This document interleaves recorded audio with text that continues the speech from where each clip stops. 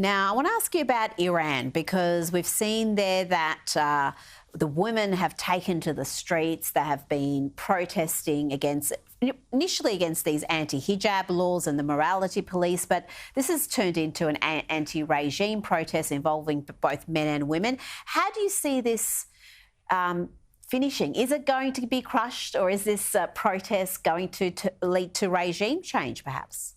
I mean, I think these protests are the beginning of the end. The only question here is, when is that actually going to take place? If you remember the Islamic Revolution in 1979, which I know you do, it took 15 months for that to happen. So I think right now we need to be patient. We need to encourage Western leaders, in particular in Australia, to have a very strong policy when it comes to Iran. That means sanction enforcement. That means recognizing the IRGC as a terrorist organization. And ultimately, it means revoking recognition of the Islamic Republic because they do not have legitimacy. The majority of Iranians inside and outside of Iran oppose this regime. They want regime change. That is the demand of the protests from day one. It's not about reform. And I think that needs to be made very clear to elected officials in all democratic countries.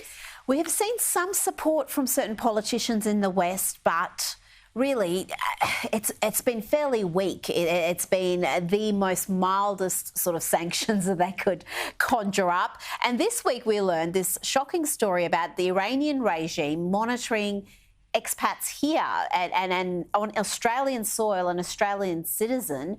Thankfully, our intelligence agencies were able to get involved and stop that, but I'm sure it's not an isolated incident. Is that something we should worry about? Absolutely. I mean, this regime has been very active in exporting terrorism, in espionage against foreign nationals on foreign soil. We know that they have kidnapped multiple people, including American citizens who are living in Los Angeles while visiting the United Arab Emirates, for example. Just today, I saw in the UK that 15 different foreign nationals based in the UK had been targeted for assassination or kidnapping by the Islamic regime. So this is a huge problem, and it's another reason that Western governments, in particular the US, Canada, Australia, and all of the EU, need to take this much more seriously than what we're seeing so far. Now, you're an Israeli American. I wonder how you feel about your government, the American government, emboldening the Iranian regime, empowering the Iranian regime. The Biden administration, again, seems to be eager to reignite this Iran deal that Trump junked. Where do you see that, and why are the Democrats so eager to go down this road again?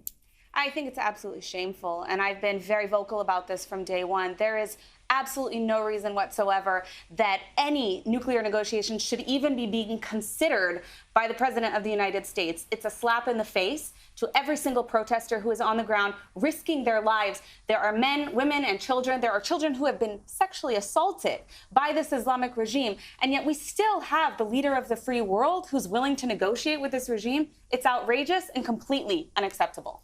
And yet we do have, again, many Jewish members of the Jewish community who support the Democrats, who, despite their reservations about this very crucial policy, are very much loyal to the Democrats. Do you think this policy will change that, or are their support for the Democrats based on a number of factors outside the foreign policy?